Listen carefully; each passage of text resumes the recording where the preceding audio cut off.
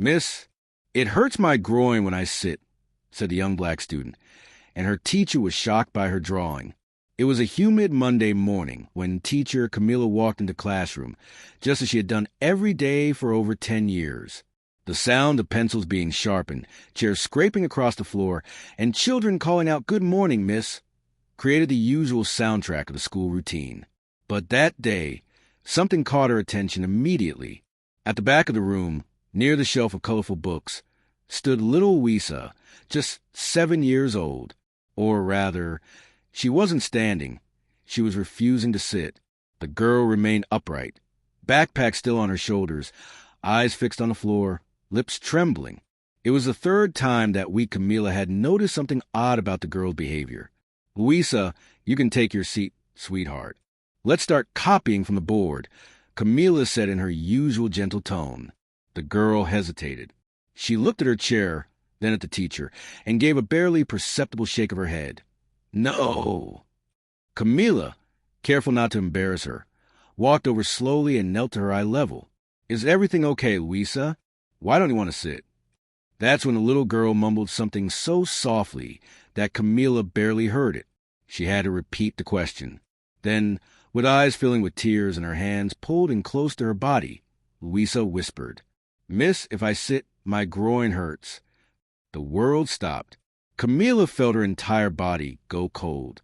That sentence, spoken with such innocence and pain, seemed to carry a weight no child should ever bear. For a moment, the teacher didn't know what to do.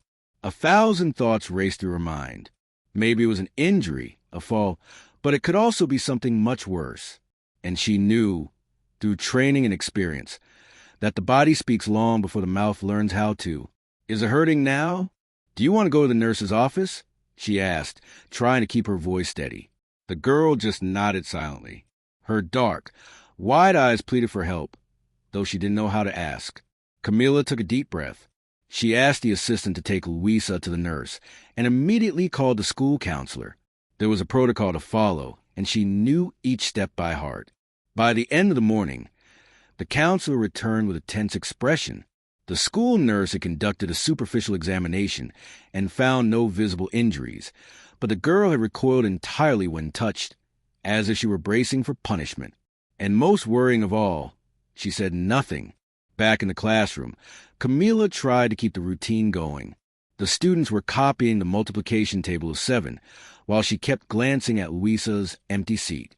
That space now seemed to echo a silent scream, an alarm only she could hear. In the following days, the girl's behavior remained unusual. She arrived late, often without a snack, and stayed on her feet whenever she could. When someone got too close, she shrank back. When called to join group activities, she made up excuses to withdraw. It was during reading time, 3 days later, that the girl dropped a pencil drawing. Camilla saw it and discreetly picked up the paper. It was a rough sketch of a house, with a small figure curled up in a dark corner and an angry-faced adult on the other side. A red line ran between them, like a strip of fire. Camilla's stomach turned. This wasn't just a shy child or one having trouble adjusting. This was a child trying to scream in her own way. And at that moment, Camilla knew she couldn't wait any longer. That same afternoon, she sought out the school psychologist, an experienced professional, one who had already dealt with family neglect and even abuse cases. But there was something about the story that made Camilla tremble differently.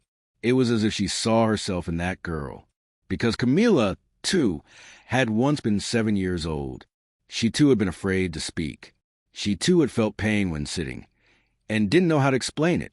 And no one noticed in time. But now she was an adult, and she had the duty to become the bridge between that pain and liberation. The psychologist scheduled a play-based session with the child, using toys and drawings. Camilla watched from afar, behind the small glass window of the counseling room. Then, during the session, Louisa said something as she tucked the doll under the toy bed. "She's hiding, because the monster's going to come back again." The psychologist paused, took notes, smiled at the girl. But inside, she understood everything. The next day, the school board contacted Child Protective Services. Camilla, back in her classroom, stared at Louisa's empty chair with a mixture of sorrow, relief, and hope. It hurt to know something terrible was happening. But it hurt even more to realize that this happens every day, and no one listens. This time, she had listened. The school hallway, usually noisy with the hurried footsteps of children and their voices echoing during breaks, was strangely silent that morning. Teacher Camila walked slowly toward the psychopedagogical support room, feeling a tight knot growing with every step. Little Louisa was inside, sitting on a foam playmat, playing with dolls beside the school psychologist, Daniela, an experienced woman with a soft voice and eyes that always noticed what others overlooked. But now, even for Daniela, the signs were more than enough. Watching from a distance through the narrow strip of tinted glass on the door, Camila remembered what she had heard the day before. She's hiding because the monster is coming back again. That was the phrase Louisa had said while hiding a doll under the toy bed. Daniela later explained that children in distress often express themselves through symbolic play, and the monster was most likely real. Maybe a person, maybe someone from the house, maybe someone Louisa still couldn't name. Camila, it's too early to accuse anyone. But it's too late to ignore this, Daniela said firmly. That day, the school administration contacted Child Protective Services and filed a formal report with everything that had been observed. The child's refusal to sit, her withdrawn behavior, the drawing with the red line, and her symbolic mention of the monster. Camila signed a document with a trembling hand. Her own memories invaded her thoughts, but she couldn't let that interfere. Not now. The girl's pain came first. The next day, Louisa didn't come to school. Camila tried to hide her anxiety while conducting the class routine, but she kept glancing at the door, waiting for the girl to walk in at any moment. Nothing. No news. At the end of the class, she rushed to the coordinator's office. She didn't come. Did anyone call? We called, but her father didn't answer. The grandmother, the one who sometimes picks her up, said she had the flu. She lives with her grandmother? No, she lives with her father and stepmother. The maternal grandmother only sees her occasionally. The principal exchanged a look with the coordinator. The silence between them said more than words. Louisa's sudden disappearance right after the beginning of an investigation might be a sign that the guardians already knew something was about to be discovered. That afternoon, Child Protective Services visited the address listed in the student's file. It was a modest house, low walls, clothes hanging in the backyard. They knocked. A man answered. The father, gruff voice, grease-stained clothes, and shifty eyes that avoided contact. She's had a fever. She won't be going to school for a few days. May we speak with her for a moment? Not now. She's sleeping. She's weak. Maybe tomorrow. The social workers were unsettled by his defensive tone. Nothing felt natural. Nothing felt true. They wrote a report and returned the next day, without notice. This time, the stepmother answered the door. Louisa was in her room, lying on the bed, facing the wall. When the caseworker asked if she was okay, she only nodded. Her mouth didn't open even once. The social worker suggested taking her to the hospital for evaluation. The father resisted but gave in when he realized that refusing would raise even more suspicion. At the pediatric unit, preliminary tests didn't show signs of infection. However, the doctor noticed unusual sensitivity in her intimate area and fear reactions to touch. Everything was documented, and an official request for a more in-depth medical investigation was submitted. Meanwhile, back at school, Camila could barely sleep. The girl's absence made the classroom feel incomplete. She spent her nights mentally replaying every word, every look, every gesture Louisa had shown. What if I had noticed sooner? What if I had acted faster? She felt guilty for not hearing the silent scream from the very first day. Then, on a Friday afternoon, Louisa reappeared. She entered the classroom with slow, hesitant steps.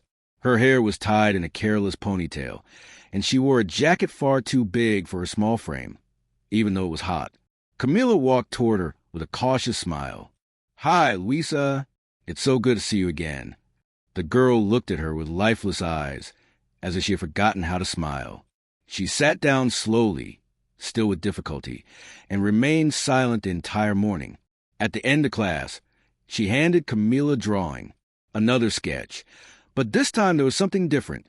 The same big, black monster, but now behind the child was a circle of yellow light, like a sun, and next to it, a figure in a skirt with long hair. Camila held the drawing tightly. Her eyes filled with tears, but she hid them. Louisa had drawn her. She was the light. That was when the teacher understood. Even without words, the girl was still asking for help. On Sunday night, Camila received a call from the school psychologist, Daniela.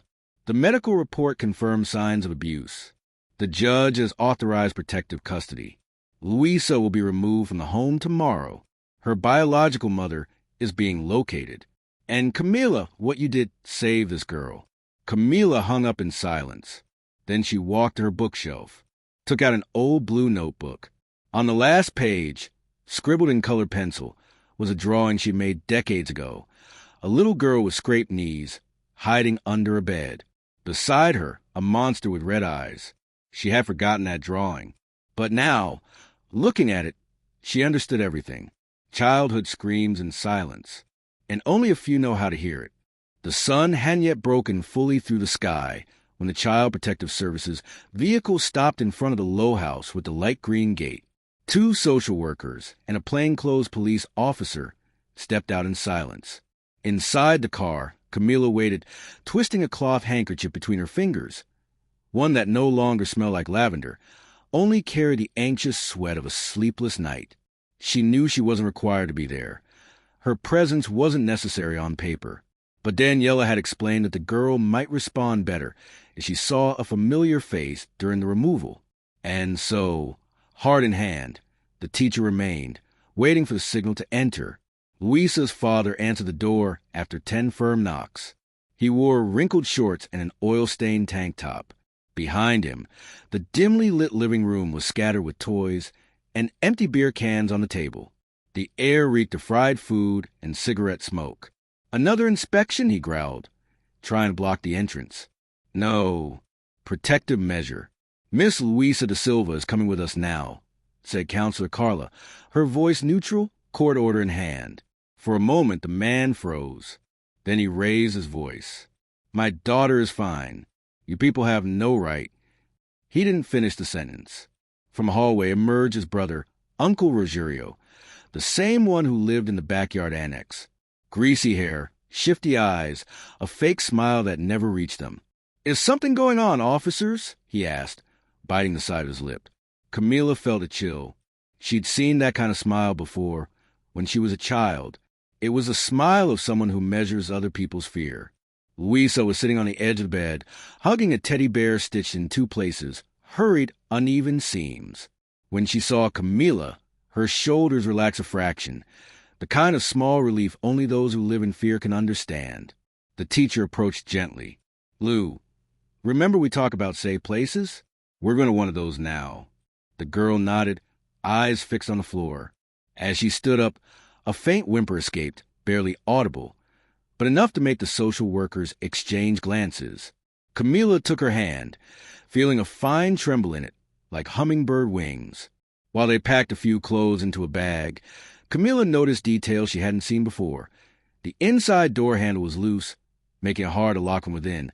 A chair was pressed against the closet, hiding a fist-sized hole in the wood, and the window was secured with a bicycle chain. A princess room, according to the stickers, but one without exits for a scream. In the vehicle, Daniela opened her laptop. 2 days earlier, under court authorization, a micro camera had been placed in the living room, hidden inside the teddy bear Louisa always carried.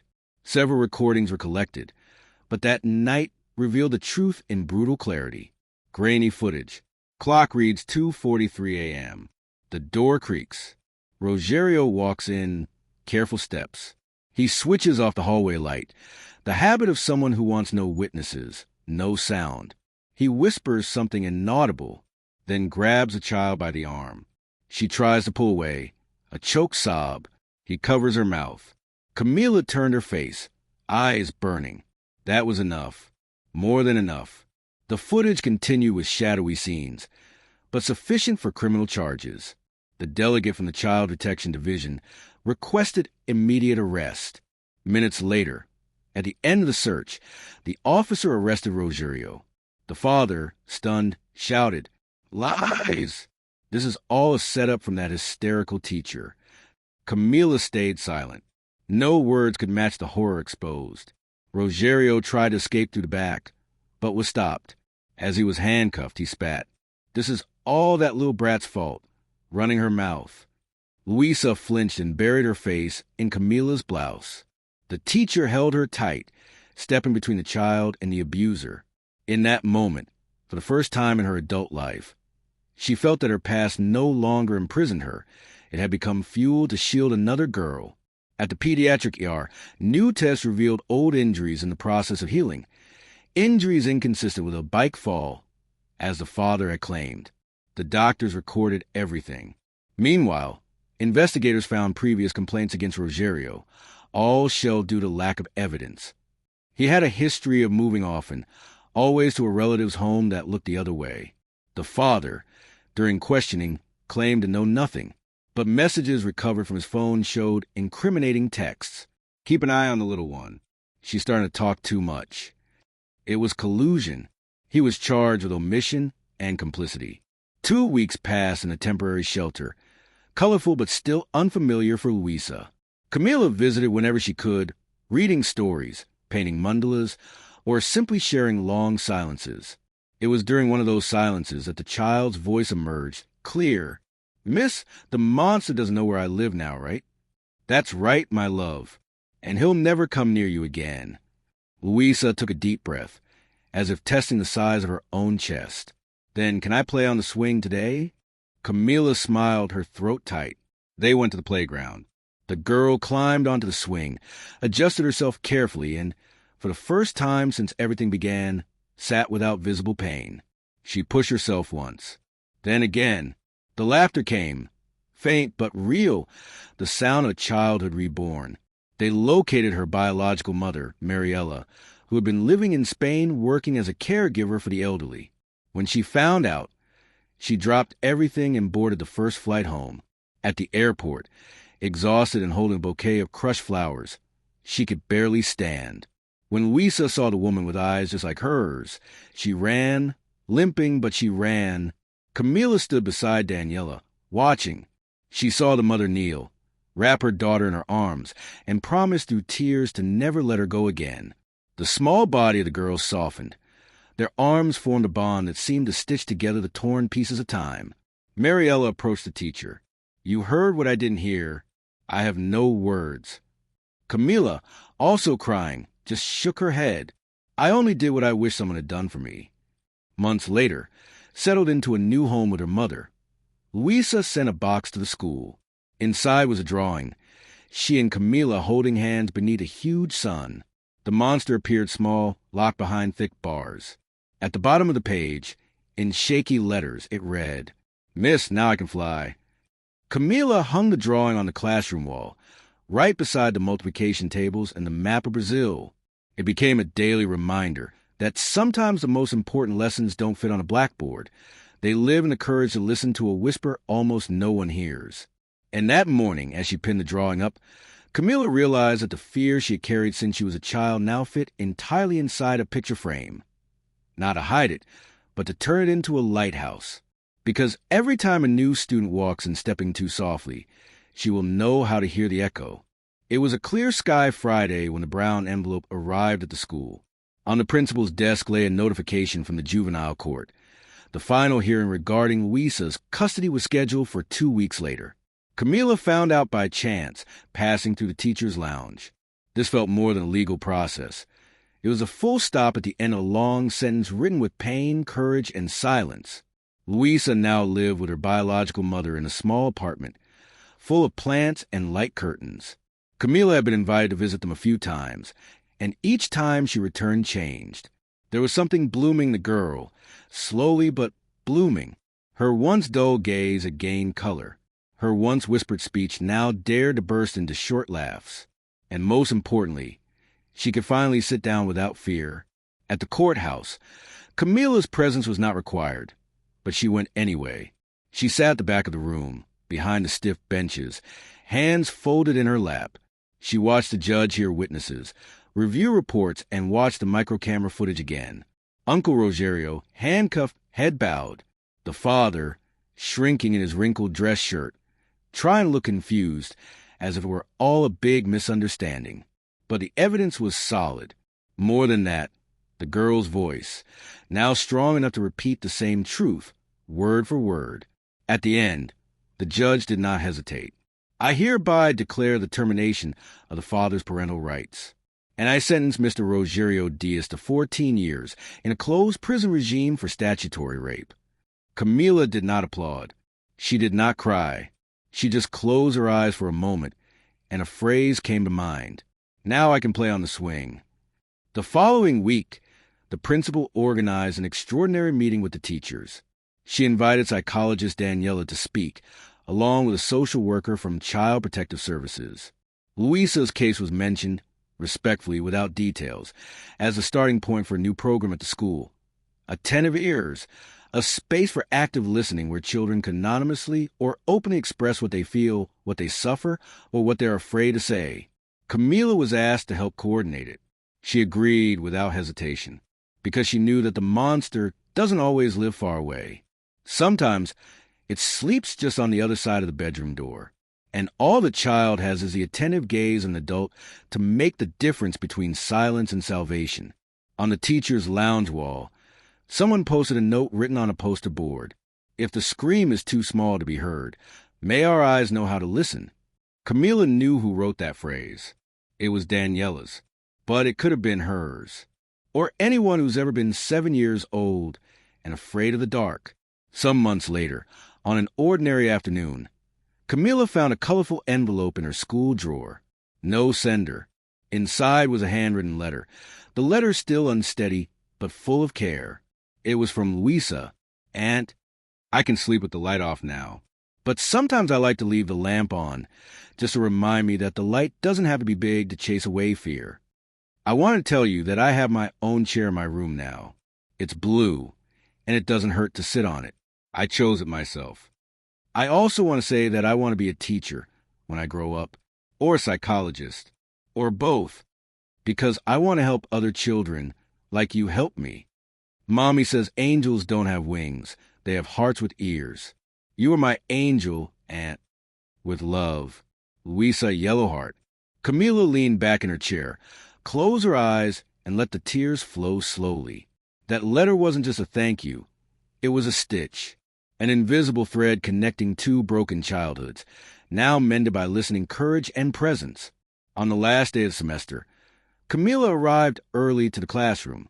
She carried a new frame in her hands. Inside it was the first drawing Luisa had made. The girl hiding under bed, the monster with black teeth, and the sun in the background. Now, she understood, the sun was her. She hung the frame on the wall next to the world map and the word board. Some colleagues found it strange to keep that heavy drawing there, but Camila knew it was its rightful place, because every child who walked through that room needed to know that if something ever hurts, in the groin, in the heart, or in the soul, someone will notice, someone will listen. Before leaving, Camila took the eraser and wiped the blackboard, but one sentence written there seemed to want to stay. Those who teach to listen, teach to save. And that late afternoon, as the sun streamed to the window glass, Camila finally allowed herself a full smile, because now she knew, sometimes, what saved a life isn't a report. It's a listening ear, and a blue chair that no longer hurts.